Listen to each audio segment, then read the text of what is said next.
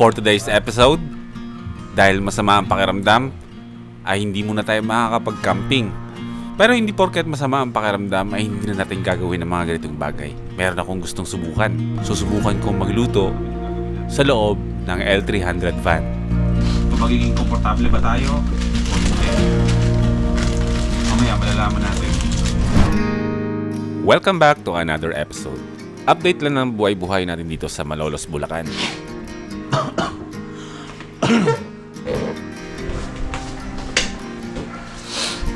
Sama ng pakiramdam ko. Oo, pero sinisipon. Bigat ng pakiramdam ko. Bigat. Makaalis ng bahay. Siguro na nibago lang ang katawan ko dahil galing tayo sa malamig na lugar. Pagbaba natin ng Bulacan, napakainit dito. Yung mga gamit ko kasi, habang tumatagal na nasa pagka-camping ako, naiipon, padami ng padami. Yung sasakyan natin, yung camper van natin, hindi naman siya palaki ng palaki. So sumisikip, so kailangan ko siyang hatiin na meron akong gamit dito sa loob ni Watod. Meron akong gamit sa loob ng L300. Para pagbalik ko ng Vizcaya, yung L3 dala natin, iwan ko muna dito yung camper van.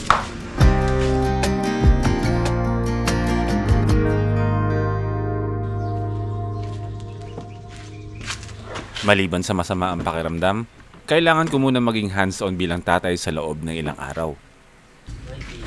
Yes bro. Morning.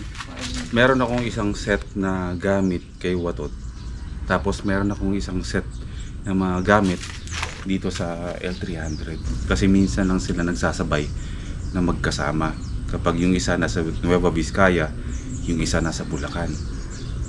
Kapag nandito lahat sa Bulacan, wala akong magagamit sa Nueva Vizcaya. Pag dinala ko naman sa Nueva Vizcaya, umuwi ako minsan ng Bulacan na nakamotor. Wala rin akong gagamitin dito. Kailangan kong 2 sets ng mga gamit. For example, itong cooler. Kailangan ko ng cooler na isa pa para sa isang sasakyan. 2 sets ng lutuan, 2 sets ng tulugan.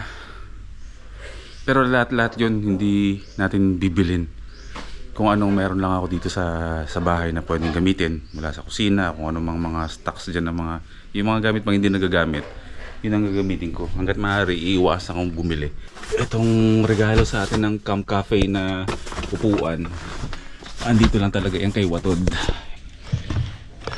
Iniisip ko pa kung paano ko hati-hatiin lahat eh. Ito. Dapat pala ito yung nasa L300, hindi yung isa. Sa totoo lang, hindi ko na kailangan bumili pa ng mga bagong gamit. Meron ako mga gamit na nakatago, pero ayoko lang talagang gamitin. Ano bang bluete ang pwede dun?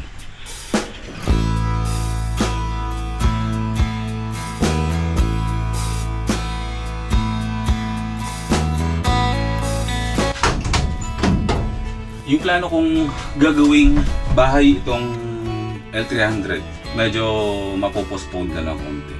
Kasi nagagamit ko na siya ngayon sa negosyo Para-paraan lang muna ang gagawin kong galaw dito para gawin siyang pangbiyahe, pang camping. Kasi kung tutuusin, maluwag talaga siya gamitin, mas maaluwan siyang gamitin. Nangihinayang naman ako pag ipapabaklas ko na agad yung mga upuan at magpapalagay ako ng mga bakal kasi nga nag-pick up na ako ng maraming stocks. Itong box na to ang pinagkakaabalahan ko na to. Ito yung binibenta ko ngayon.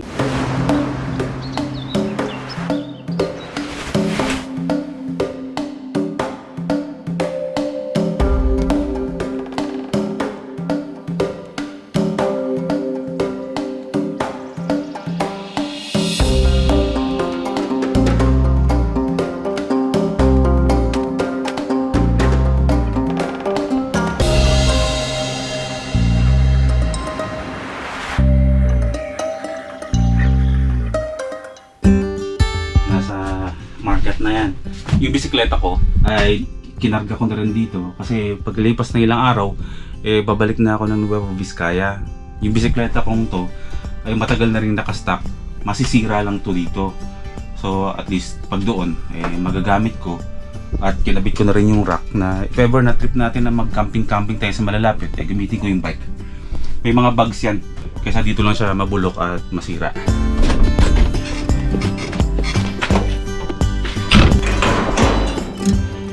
Kung naaalala nyo, meron akong tinanggal dati na lamesa sa loob ni Watod at nandito siya. What if ito muna ang ilagay ko sa loob ng L300 para natatanggal-tanggal, pwede ako magluto sa loob. Hindi ubra. Dapat dito ko siya ilalagay eh. Nakausli. Pero gagawa natin ang paraan yan.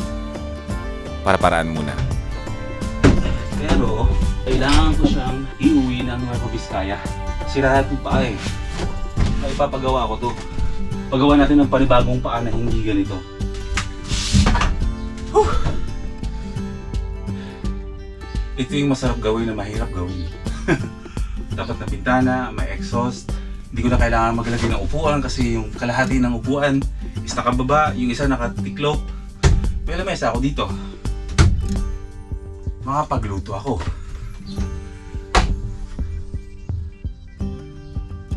Papasigip lang yung pipe pero ilalabas ko yan. Sige. Dalawa kasi ang set ng lutuan ko dito eh. Yung isa hindi ko ginagamit.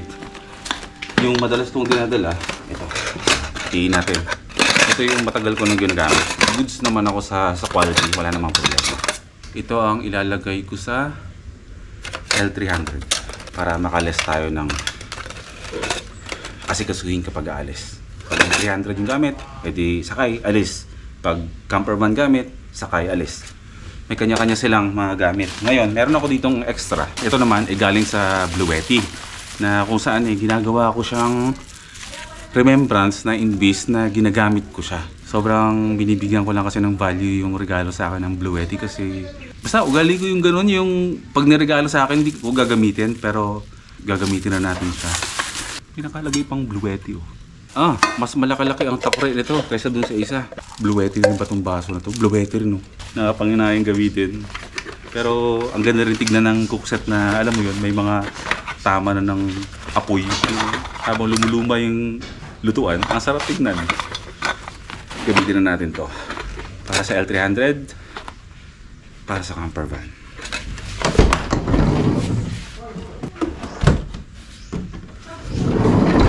1,500 lang. Bisitahin nyo yung page ng Boy P Outdoor sa Facebook.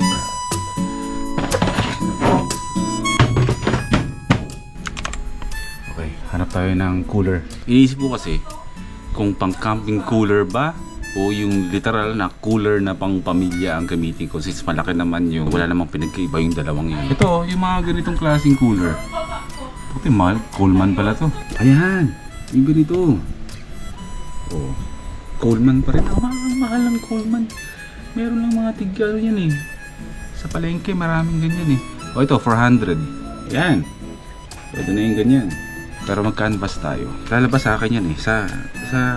Sa Boy P Outdoor magkakaroon ng cooler. Lalabas very soon. Pa isa-isa lang muna. Yung box lang muna ang tututukan ko.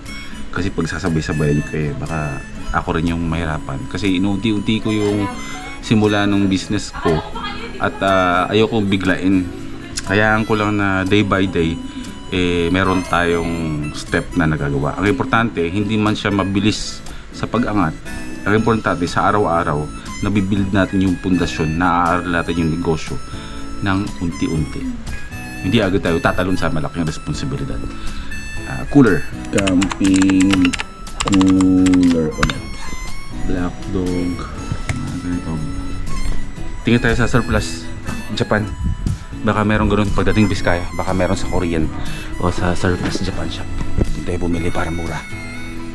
Babay Shopee, babay Lazada. Or okay, dito muna. Trial and error tayo. Pagpasensya nyo na ako kasi talagang pinifigure out ko lang talaga kung paano gagaan yung mundo ko, yung galawan ko pagdating sa paggamit ng dalawang klaseng sasakyan.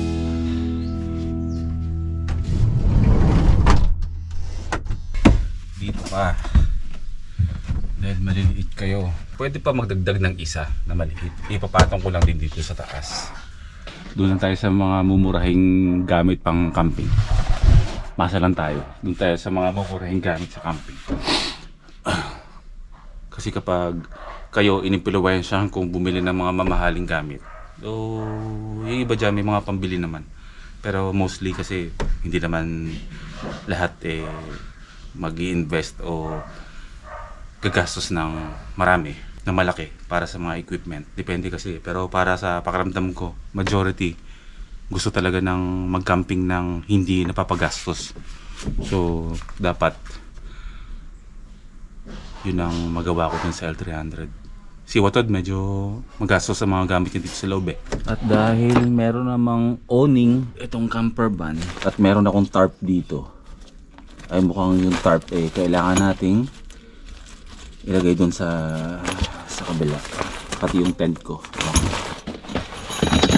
Ito. Itong pole ng tarp. Hindi ko pa nagagamit Pero ito, bagay ito dun sa L300. Saka gusto ko lang siya talagang ikip na L300 lang talaga siya. Hindi natin alam sa mga susunod na mga panahon kung malalagyan natin ng awning. Kasi ayoko lagyan ng awning. Si Prisha gustong palagyan ng awning. So titignan natin kung anong mangyayari sa mga susunod na mga panahon. Babagsak yung ulan nito. Tara, mag-camping tayo. Huwag kayong mag-alala. Kahit na masama ang pakiramdam ko, magka-camping tayo. Na hindi tayo umaalis ng grahe. Wait lang. Dahil magda-dry run tayo ngayon ng pagluluto dito sa loob ng sasakyan. Ang ganda sa screen, no? Maaliwalas. Kasi gusto ko kasing i-test run kung ano yung pakiramdam ng nagluluto dito sa loob ng L300. Doon ko malalaman kung magiging komportable ba para gawin yung mga ganitong klaseng bagay. Okay, meron tayong fan. Yung kasi yung idea ng gagawin ko dito, since hindi ko nga siya balak gawing camper van na halatang camper van siya, or sabihin natin L300 camper, gusto ko dito ako nagluluto sa loob ng L300. Pero ngayon ko malalaman kung komportable nga bang magluto dito sa loob ng sasakyan. Kasi wala naman tayong exhaust. Ang meron lang ay itong mga bintana na meron dito. At hindi pa bukas yung nasa likuran ko. Titignan ko. Hanggat maaari kasi sana ang goal ko talaga dito, makapag-camp ako kahit saan nang hindi nalalaman na may nagka-camping sa loob ng L300, may nagluluto at may natutulog. Siyempre, alam naman natin yan na kapag nagluluto sa isang loob ng... alam ko yan, never ko pa naman nagawa. Ayoko rin gawin siya kay Watod kasi alam ko kasi na makakamoy pagkain yung loob ng sasakyan. Kaya hindi ko siya ginagawa kay Watod. Magluluto tayo, papakiramdaman natin kung ano yung pakiramdam ng andito sa loob ng sasakyan. Hindi ba ako ma-suffocate sa usok, pero hindi ako magpiprito. Magluluto lang tayo ng ramen. Yung matulog dito sa loob na try na natin. 50-50. Hindi siya ganun ka komportable or dahil siguro wala lang akong maayos na natulugan. Pero let's see. Titignan natin kung paano ako makakapagluto dito ng hindi ako masusuffocate. So magkakaalaman tayo ngayon. At sana wag akong kapusin sa gas. Maluto lang itong ramen na to. At paubos na ang ating problema ko dito sa lutoan ko. Pag walang laman, hindi pantay. Ayan na yung init ng kalan. Naghahalo yung may lamig tsaka may init Gin ramen. Mild lang yung anghang pero makakatulong sa akin to na bumaba yung init ng katawan ko. Sa ngayon, sobrang sama talaga ng pakiramdam ko. Nag-pretend lang ako na okay. Pero sana makatulong tong lulutuin ko na ramen para mawala yung init ng katawan ko, yung ubo at sipon ko. Parang Hindi, wag muna, wag muna. Mamaya-maya konti. Actually kasi yung ganitong idea, bago pa ako nagkaroon ng camper van, napapanood ko na to sa mga Hapon na ng mga nagluluto sila sa loob ng mga every wagon nila ng mga camper van. Malawak sa video tignan, pero sa totoo, maliit talaga ang loob ng isang Suzuki Every Wagon. Tapos nagluluto sila sa loob ng Every Wagon nila, ng mga minivans nila, and then doon sila natutulog. So parang hindi ko sabihin na nating maarte ako.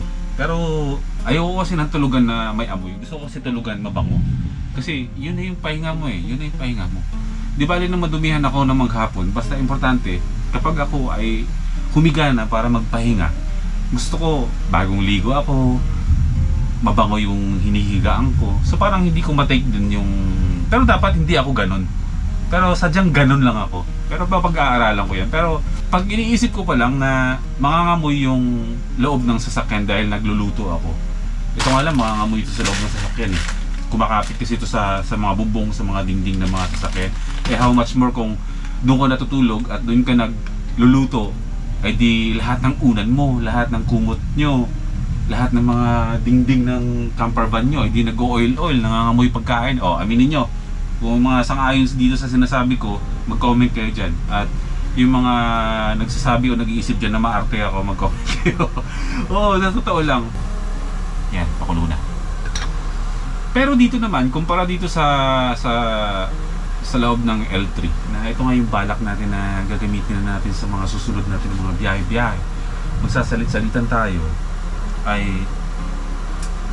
yung spacious, hindi ka feeling suffocated, nabubuksan ng maayos yung mga bintana, nakakagalaw ka ng maayos, dito yung lutuan, pwede rin akong andyan yung tulugan ko.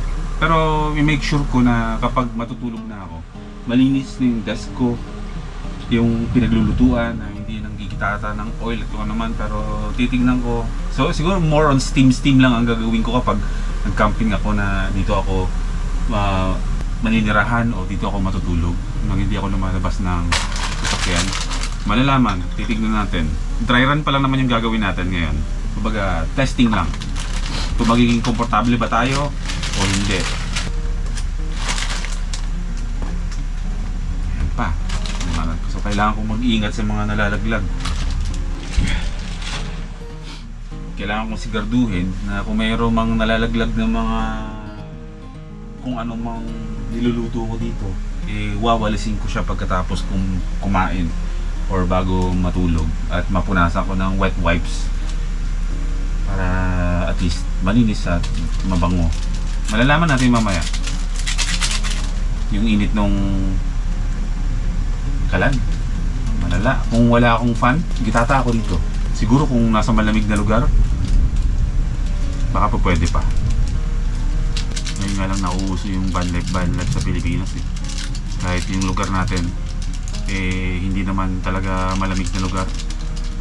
Yung mga parte ng Pilipinas na malamig, pero kung ikaw ba eh taga Visayas, eh pupunta ka ba ng Luzon lagi para mag van life? Hindi. So parang yung lugar natin, yung Pilipinas, hindi naman talaga siya ka-van life, pero at least ginagawa natin mga Pinoy. At natutuwa ako doon na ngayon ay dumadami na ang mga nagba-van life. Maraming nag-overlanding. Pero yung van lifing na tinatawag, eh dumadami na ngayon. At natutuwa ako na nadadagdagan tayo. Yan naman ang goal namin, mga kaibigan ko, yung mga circle of friends ko, na maka-impluwensya tayo ng maraming mag-van life dito sa Pilipinas. Hindi yung mindset na may nagba-van life na rin na iba, may mga sumunod, may mga gumaya. Hindi ganoon na natin. Kasi peaceful naman ang mundo natin sa pagka-camping eh. So bakit natin gagawing toxic, di ba? Kung happy sila sa pagba-van life, edi dapat maging happy rin tayo kasi happy sila. Ngayong may sakit ako, hindi okay yung katawan ko, hindi rin okay ang mental health ko ngayon. So kaya ko ginagawa yung mga ganitong bagay para maging okay ako. At tulad nga ng sabi ko kanina, yung spirit ng camping, nahuhuli ko yan kahit saan. Hindi literal na kailangan nasa campsite. O pupunta ako sa tabi ng beach, pupunta ako sa tabing ilog, aakyat ng bundok. Hindi. Kahit dito sa loob ng ng L3 sa Grahe, makukuha ko yun. Meron akong comfort na nakukuha. Siguro, kailangan kong buksan lahat ng mga bintana at kailangan ko ng mas malakas na fan na yun yung magiging airflow dito sa loob ng L300. Na yun yung magiging silbing nagko-control ng airflow. Kahit na may fan, mainit yung pakiramdam ko ngayon. Nagpapawisan ako. So parang 50-50 tong gawin natin palagi. Tingnan natin. Init. Mukhang hindi siya komportable. Pero yung feeling na nagka-camp dito sa loob ng L300, syempre, masarap. Yung pakiramdam lang ng klima ba o yung temperature dito sa loob ng van, hindi maganda.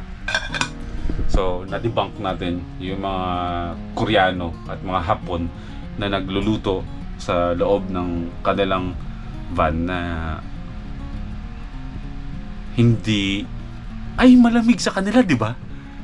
Hindi, kahit malamig, sabihin mo, kahit malamig, iba yung aura ng kulob na umiikot-ikot dito sa loob ng sasakyan. Ito malaki na eh. How much more yung maliliit pang sasakyan na saradong-sarado, tapos may mga exhaust na maliliit lang.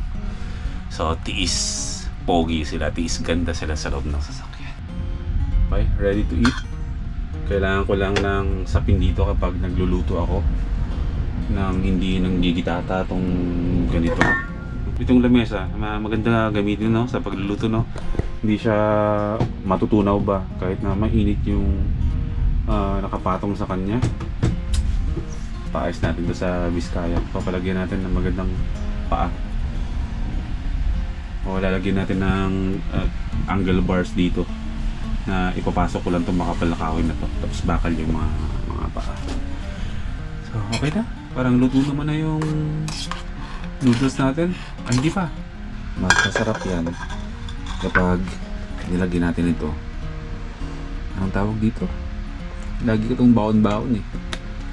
Kapag nagluluto ako ng kung ano-ano, lagi ko siyang nilalagyan ng Korean paste din to. Para mas saturated palalo yung lasa ng ramen natin. Okay, game. Ngayon naman, titignan natin kung hindi ba ako pagpapawisan habang kumakain ako ng ramen dito sa loob. Overcooking noodles. Dapat pala, pinatay ko ng mas maaga.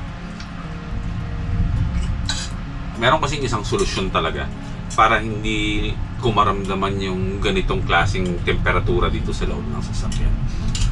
Dapat, ang sasakyan na ginagawa mong bahay ay dapat talaga meron kang parang tinatawag dito sa atin na exhaust fan. Ko alam kung anong terminology doon na ginagamit sa ibang bansa. Dito kasi para-paraan yung paggawa ng ganun. Yung exhaust fan mismo ang ginagamit. Kumbaga parang kino-convert siya into airflow something na parang ganyan na mapapanatili niya yung oxygen nung loob ng van na hindi ka makakaramdam ng suffocation. Tapos may option siya kung intake or outtake, kukuha siya ng hangin pa loob or yung hangin naman na sa loob ng van ang ilalabas niya. So kahit na saradong-sarado lahat ng mga bintana mo at meron kang ganun, maganda. Kaso sa ibang bansa lang meron ganun.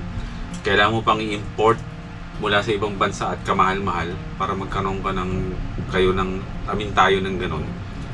So hopefully maisip ng China na gumawa ng mga China made para mura at madala na dito sa Pilipinas para magkaroon na tayo ng ganun.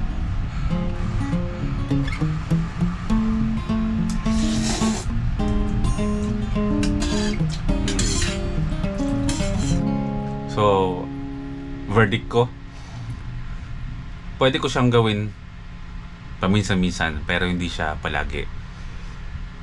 pwedeng gawin palagi kapag nasa malalamig na lugar tulad ng Cordilleras o Benguet. Pero kung dito sa lowlands or kahit dun sa Vizcaya, ay mukhang negative na gawin natin palagi ang pagluluto dito sa loob ng L300. Komportable kung wala kang niluluto sa loob ng sasakyan. At dahil wala tayong maayos na airflow, hindi siya komportableng gawin na magluto sa loob ng sasakyan.